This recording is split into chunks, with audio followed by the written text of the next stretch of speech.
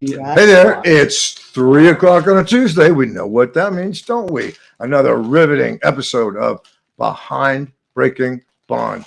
What you got there? Andy Gunn, crime victims. This was my goodie bag in the courthouse yesterday because I'm well prepared because I'm like a courthouse veteran and I know. They let you take that through the metal detector? Don't let them know that. That's like leftover Halloween I have all the great nutritional snacks. I got all the varieties of Pez. I got Starburst, Oreos, Bazooka gum, but you really can't chew gum in court. No. It's difficult. Peanut butter cracker, those are good. Those Yeah. make my Because mouth you can dry. sit there and actually bend it without the base, and you can put the entire cracker in your mouth, so it's not like you got to chew and hear somebody Right. turns around and hears you crunching. I So like You it. can do peanut butter cracker, but you can't do gum.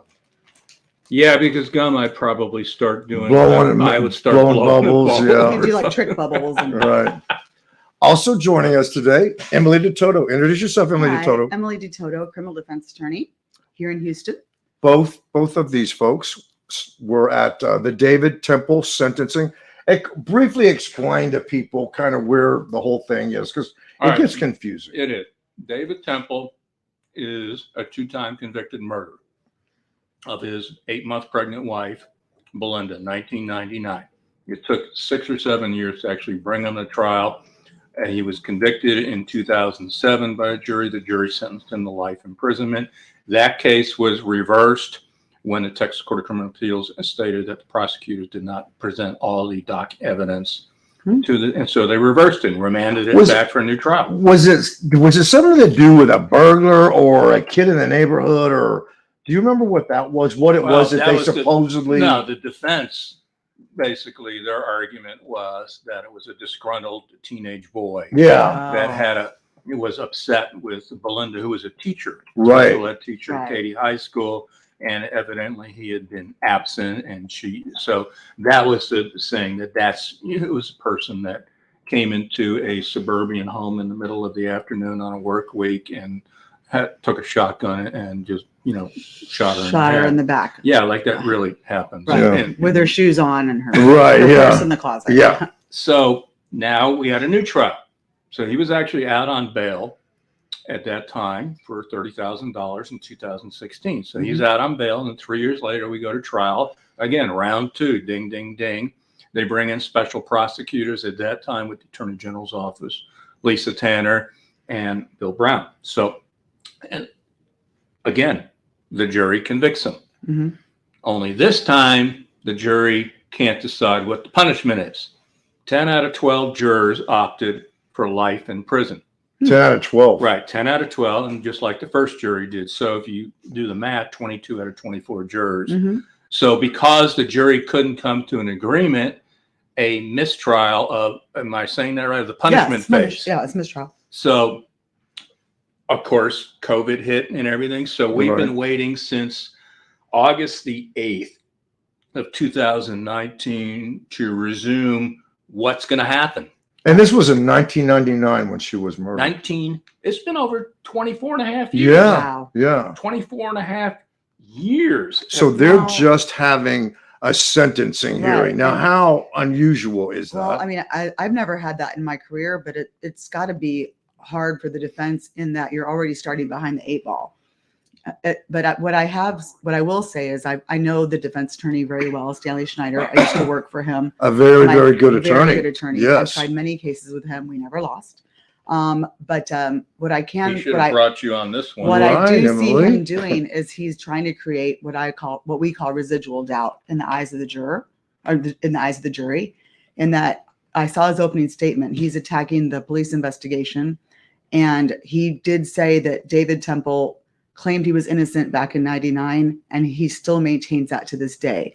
So what I see him doing is he's trying to create doubt in the eyes of the jury as to whether or not the original conviction is valid or not. To get a lesser sentence. Yeah, it's called residual doubt, which means that they might just cut him a break because they might think he's not But guilty at all. wouldn't that be hard? You'd have to convince this jury that 2 juries Right. got it wrong when it came to guilt. But the thing is, I mean, put yourself in their shoes. They're just walking in to a situation where the first part is already decided. Right.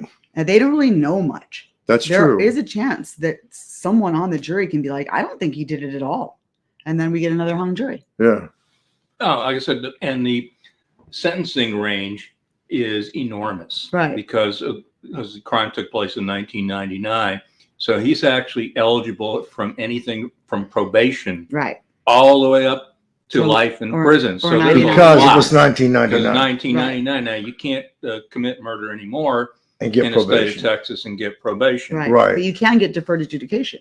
Can you really? Yes. If you plead open to the judge and they can defer a finding of guilt and grant you deferred adjudication, because upon a finding of guilt, you can't get probation. But if they defer a finding of guilt, you can get deferred adjudication. Right. I've actually recently got one of my clients deferred adjudication on manslaughter. Really? Mhm, yeah. Manslaughter, not murder, though. Right. But same, I mean, it's the Yeah. same death. Yeah. In fact, I'm talking first degree murder right. here, though. right. No. You can Yeah. still get deferred, but you cannot get probation from a jury.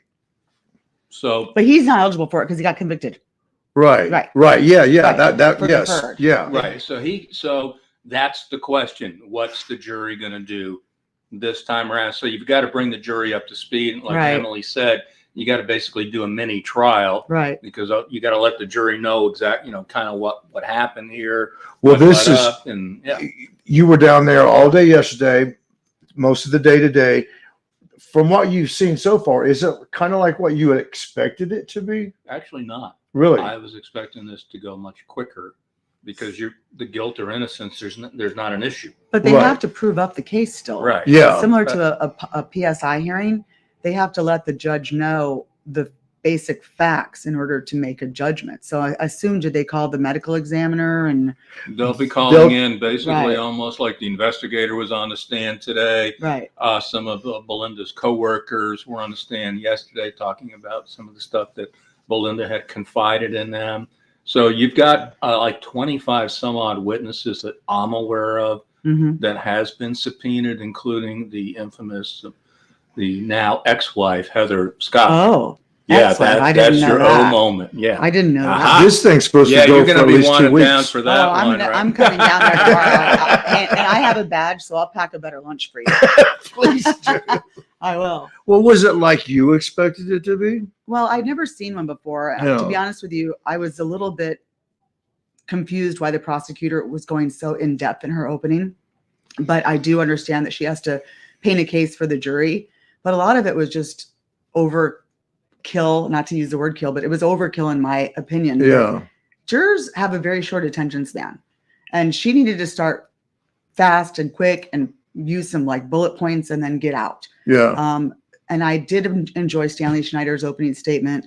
He did what we teach in the Trial Lawyers College, a first person opening, where he basically became the surviving son, Evan, and talked about what Evan was going to testify to, how he misses his dad, how he loves his dad. His dad was his rock. I thought that was very powerful.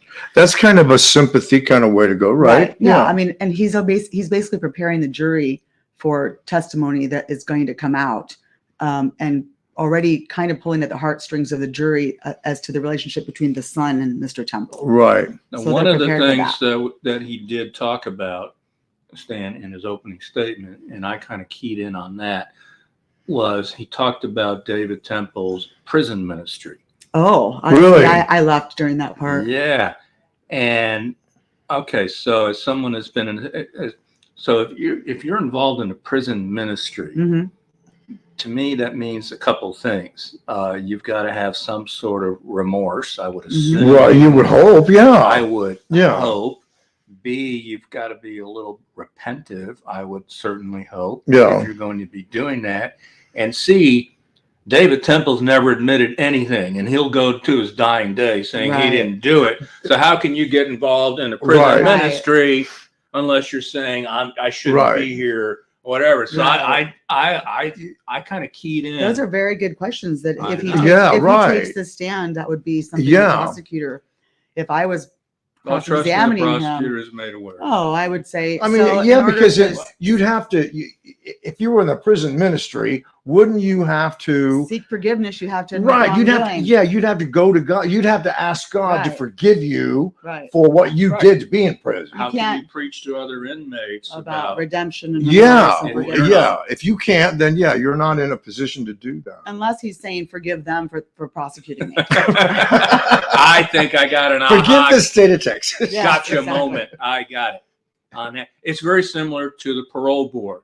The parole board is not going to grant you parole unless you own up. Right. Right, what yeah, you right, did. yeah, Right. yeah, yes. And that's what we've got with another famous case, Drew Goldberg, Right. coming up in the wig shot murders. And I'm saying the only way Goldberg has a smidgen of a chance of getting parole Is if he admits. on his first parole Right. review is It's he's to got to say he, own up, right. and he isn't going to do that. Well, speaking of parole, you heard about the case where Governor Abbott is going to pardon What someone is who that? was just convicted of murder, Yeah, and How he hasn't rare even been is sentenced that? Yet. It's very rare. yeah. I can't imagine that's ever happened before, I right? have not. Have you ever and had any of your clients apply for a pardon? I or, have never. No, I've never. In fact, it's kind of an urban legend. You know what I mean? It's you got to know people to know people to know people. Sure. But I guess in this instance, Tucker Carlson called out Governor Abbott, asking him to pardon this individual who was accused of murdering a member of the Black Lives Matter movement or some type of protest or whatever.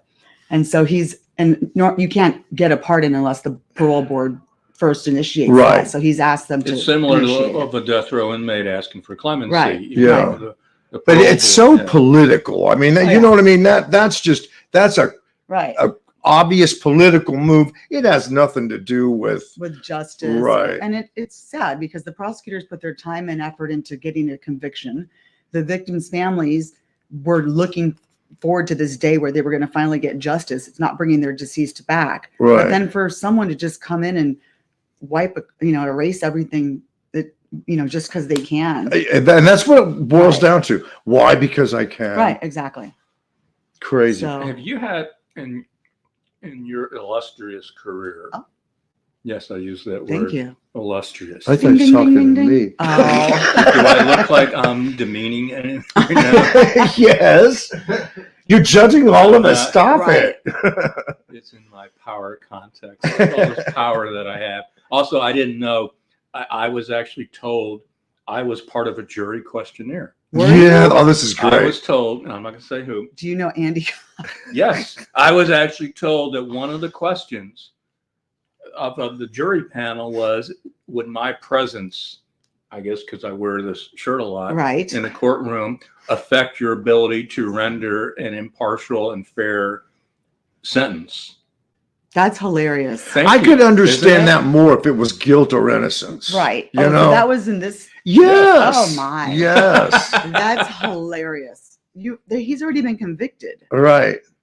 That's I, funny. right now, just what's your gut tell you? What do you think he's going to get? I can't. I gave up predicting juries years ago. Yeah. I really can't. There's no way. What would you like it to be? He needs to be like where he is. Yeah. I mean, I'm sorry, when you take a shotgun to the back of your 8-month pregnant wife between 3 and 4 in the afternoon and blast her and then try to use your 3-year-old as some sort of alibi and then blame a teenage neighbor. And I'm going to tell you why I am so sure he is guilty. Number Mhm. one, we went back even to this day. That subdivision out in Katy is quintessential suburbia. Yeah. Right. Leave Yes. it to Beaverland. Definitely. You know how many burglaries took place in that subdivision the year before and the year after? How many? 0. Wow. None. Okay, second of all, tell me if I'm right. Even the dumbest burglar in the world isn't going to break into a home in the middle of the afternoon during a work week when people are coming home from work, people are coming home from school, Right. and especially they're not going to come busting in a home with a shotgun. Right. Third, you had a very vicious Dog. dog. Yes. How are they going to get past Even that the dog? sheriff's Yeah. guy almost had to put it down. Right. Yeah. They couldn't get through. They had to almost take it out. How is this numbskull teenager going to manage to do all Pull that, all that and off. then not take any of the jewelry that was Right. visible, and it looked so staged to me. Then I remember, because I was with the Belinda's family when we did a Crime Stoppers reward. Mhm. Now, if your wife had just been, blown to bits, with Which- a baby. right. wouldn't you board. be yelling and screaming, I want to find out who? Oh yeah. He was nowhere when Wow. we put up, or he was Well- totally, even Scott Peterson put up a facade of pretending to look for his wife, Yeah. right? Yeah. David, he could have cared less. He actually said, "What's the difference now? It doesn't matter. Won't She's bring her gone." back. This Right, is yeah, this is a correct. Scott Peterson case. It was, yes, it is. Well, Yeah. in being a devil's advocate, people grieve in different ways, and That's some true. people just don't want to be a part of it. I don't know anything about the case. I don't know him. I don't know anything, but being devil's advocate, I would say people grieve in different ways. Andy made a prediction that he's going to get life, or he's going to get a lot of He- time. Yeah. That's what he thinks. Yeah. What do you think will happen? I have a sneaking suspicion that because this jury is going in cold and they don't have an emotional connection with this complainant victim, Right. there's a very strong chance that Stanley Schneider, the defense attorney, might be able to sow some residual doubt in at least a couple of the jurors' mind, and it'll be hung again. One thing that just in news clips that I've seen that he's doing, he kind of basically says, yeah, David's, A jerk. Guilty yes, fish. thank you. He's a jerk. Oh, He yeah. cheated on his wife. Yeah, but that doesn't make him a killer. right. Doing You're the, not gonna yeah, like he's my a crummy client. guy. Right, right. He's, Yeah.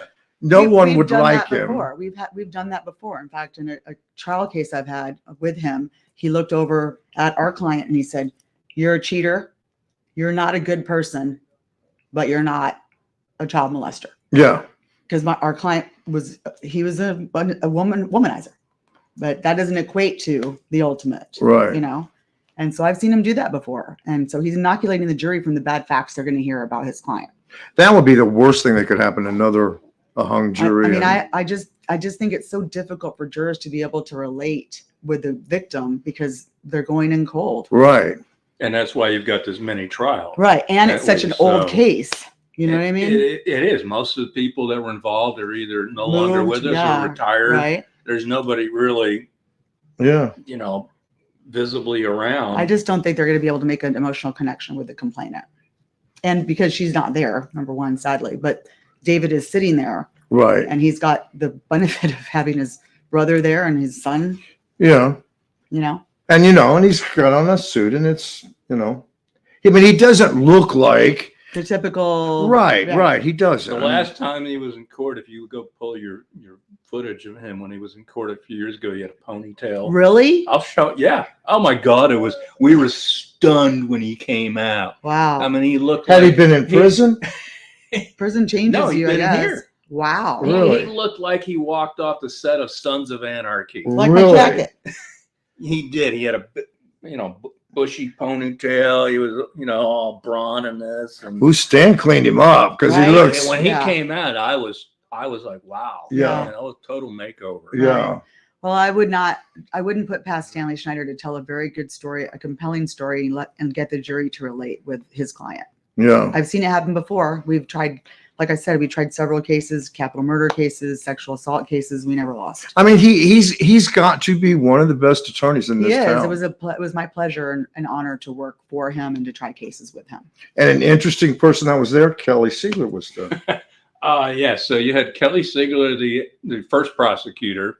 It was one of the big matchups, Siegler versus DeGuerin. Right. Yes. I was at that trial. I'm going to tell you, I got more exercise in that trial Why? because there You were had to so keep many leaving? times we had to get up. The judge- so because they would bring them up in front, get down, get up, get Right. down. I mean, I was This is starting. before the Fitbit. It was like, man, it's a good thing I was Doing limber- squats. limber during that trial because it was. But I'll tell you what, that jury was only out 4 hours. on Really? Guilt and innocence, and that was a 3-week plus trial. Right. That was pretty. Well, who prosecuted it the second time? Second time was Lisa Tanner and Bill That Same Oh, okay. special one from the So why did AG's they bring office. a special? because of conflict of interest. Okay. Yeah. at that time. Because it was Conflict something of that Kelly interest. had done, right? That Well, was, Siegler was no longer there, but well, that's true. the I guess the now office. district attorney, Og and DeGuerin, there Right. was some contribute campaign Oh, or something, whatever it was some conflict of interest. It was like, And let's that's just not, why, yeah. we're not gonna, so they punted off to those guys. So I'm curious. I spoke with the juror, one of the juries reached out to me after they couldn't come to a conclusion. Had Mhm. a long talk. She was, I stayed in touch with her on this. She was extremely upset. She was so upset that they couldn't finish this for Belinda's family. Mhm, And she wanted me to convey how upset 10 of them were. mhm. Evident, according to her, Yeah. there were 2 jurors there that were just, they wouldn't listen. Well, what did they want Agenda. the sentence to Well, be? how did One they of them- convict then if they were Right. That going was to the go to the interesting second thing. part? So you convicted, right, Right. You knew you were going to have another part to do. right. And they said they almost came to blows. Wow. And they said it was so hot and heated. And we just finally said, they're not. What did can't- they think the punishment should have One been? of them said 17 years. Wow. What? One of them was willing to do a plea deal for 40. Hmm. But by then it was too Well, late. that's what I was going to ask you. Yeah. Why didn't they try to work this case out? They tried. The prosecutors they and the said- defense. And evidently, and again, I'm just telling you what was told to me. One of the jurors evidently had family members in prison, and that was not known. Oh, Wow. Yeah. right. So they Well, felt, that's another. this juror felt that being in prison was not exactly the best. No, so they part of- were using extrajudicial information to make their decision, not what they learned in court. Right. But So we can't leave our history at the door. Right, And yeah. that's why jury selection, as you well Right. are, is probably the number one. Oh, that's it. Right? It's How do you everything. determine when you decide who's going to be? Well, on the I mean, jury? the case I got deferred adjudication on, she was accused of murder. We worked it down to manslaughter. She actually shot someone, but she had met him and she was administering to him in prison, and it was family. It was a real convoluted thing, but I joke you not. I was gonna say you not. Anyway, when I asked the jurors if they've ever tried to help a member get off of drugs, if they've ever helped a member stay out of trouble, 20 people raised their hand. Yeah. They all had similar life situations like Right. my client. And so had I not asked that question, I wouldn't have known. Now, do you always do it yourself, or do you ever have like one of these? Aren't there Jury consultants that? I've used jury consultants before. The cases I tried with How do you Stanley. get to be a jury? Yeah. We used Randy and I Robert. were thinking about Robert our Hirsch. A new career. That's how I got hired on the Clara Harris case, was that George Farnham had a jury consultant and he wanted me to cross-examine Clara in front of a mock jury, which I did. Hmm. And then she and I got along so well, he asked me if I would stay on the case. But it was a jury consultant that brought me in originally to cross-examine her. And we've used him several times. His name is Robert Hirschhorn. He's amazing. Is he an attorney? He is an attorney, but he never practiced, I believe. But he's a jury consultant. He's up in the Dallas area. What would make somebody a good jury consultant? Well, I mean, a lot of it is just knowing how to do questionnaires. There's no real rhyme or reason. Yeah. See, we're qualified. Any of us could do it. No real job skills. I'm Randy in. and Andy, I got it. Jury consultant. Right. Inc. I've done TV for 33 years. I got no job skills. I'm in. I can kill you with a stare. Anyone can do it. You would scare people. Yes, but it's actually really interesting to watch a jury deliberate. I've actually done mock trials with Barry Scheck before on a federal case, and we watched them deliberate. Some of the things they think of and come up with have nothing to do with anything that was presented. They just Right. out of thin air. Well, the crazy thing about it is when you think about it, just one or two people Right. can just, Sway the whole day. yeah. And I that's have- why I said getting 12 people to agree on anything these Right. days is Within 4 hours, difficult. especially. And that's why I advise victims' families, especially in homicide cases, if you get a good plea deal, Right, Take it. take it. run with it. You never know what's going to happen. Run. Don't. Right. And I know, like, Paul Castro got some flack when he agreed to a 30-year Right. sentence. And a lot of people took him to the woodshed Hmm. for doing that, but he did what he felt was in the best interest And he didn't have to of go his through a family. He didn't trial. have to put his son who was Yeah. with him at Right. the time on the stand and again roll the dice. And speaking of trial, whatever happened to the deal that got busted because they didn't talk to the victim's family? Is that going to trial? The Negham, Sean Theory or Sean? Oh, Yeah. right. Yeah, What's it is going to happening? trial, Is it yeah. actually going to go to trial? Now, how does that serve the victim? You know, I mean, all they had to do was just contact the victim, right? Right. Would the victim's family been on board? Do they want to? Whether or not they were on board is actually inconsequential and irrelevant. All they have to do is be apprised. Right. And that was actually in 2011. That was a bill we had filed by Senator Huffman. Hmm. And you probably don't know the impetus for that. I don't. You ready for this? Yeah. Do you remember U.S. Congressman Craig Washington? Yes, Yeah. Craig Washington was charged when he fired. I remember. Remember Mhm. that stuff? The victim's family was at home and there was waiting for jury selection. Hmm. All of a sudden they get a call from the media Hmm. saying, hey, they just accepted a pretrial diversion deal. Hmm. What do you think of that? Are you aware of it? And they're like, huh? Oh wow. What are you talking? We're waiting to go to trial. Hmm. You can't. And they were, I can't even say Yeah. what they were.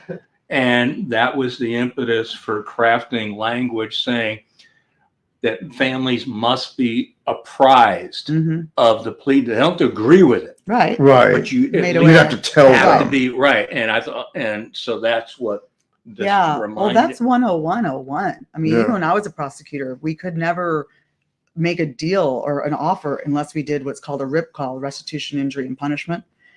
We couldn't make any types of offers, especially on assault cases or any victim-related cases, without first contacting the complainant or next of kin. Yeah. Because I guess there's an old urban legend story where someone gave someone a deal on an assault and the person ended up getting killed the next day or something. You know, Wow, yeah. with that. So that's like the rule number one of being a prosecutor: always contact the victim.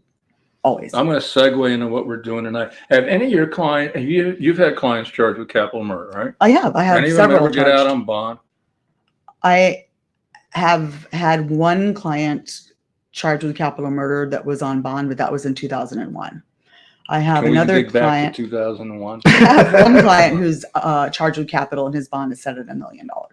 And he's I've out asked on for- bond. No. Oh, you're trying to get the Right, bond I've lower. asked Yeah. for it to be lowered several times, and they will So not. it's fairly rare, at least. It's in- rare. I Yeah. mean, but if the It's judge happening lowers more. it to something that they can make, then it's We- about how much money you have. We found what, 5, right? I've At least 5. documented at least 5 that have been released on capital murder bond who are now charged with additional murder. Oh, really? Yeah. Jeez, that's Yeah. kind of. Remember we talked before about making matters worse. Right. Yes. When Yeah. police pull you over, just stop. Don't take them on a chase. Yes. If you're on bond for Don't flee. capital, don't commit another. Yeah. Sit at crime. home Lay and do low. This nothing. just Right. happened again last week. Yeah. That's crazy. I mean, you would think that you wouldn't even want to get a speeding ticket, Right. right? Kind of like OJ should have, thank God on his knees and thank God for the jury Right. instead of going around trying Ag to, rob. Right. stuff like that. Well, he was trying to get his memorabilia back. There you go. just went about it the wrong way. Yeah. Right. Exactly. But yeah, that's So- tonight's Breaking Bond. We're going to be looking at cases where capital murder defendants out on bond end up being accused of taking another life. That's tonight at 9:00, Fox 26 News at 9. Thank you so much for joining us for the live stream. That's David Temple with a ponytail. See, look, I'm That not kidding. that is Wow. pretty Wow. crazy. Doesn't he look different? Yes. Yeah. Smart move, right? I mean, now he looks like he could be one of the attorneys. Right. Oh yeah, definitely. Yes. Yeah, they'd probably say, get rid of that ponytail. That's got to go. None of us have that problem. Right. That's up. Thank you so much for watching. Watch tonight, Fox News 26 tonight at Thank 9. you. Bye.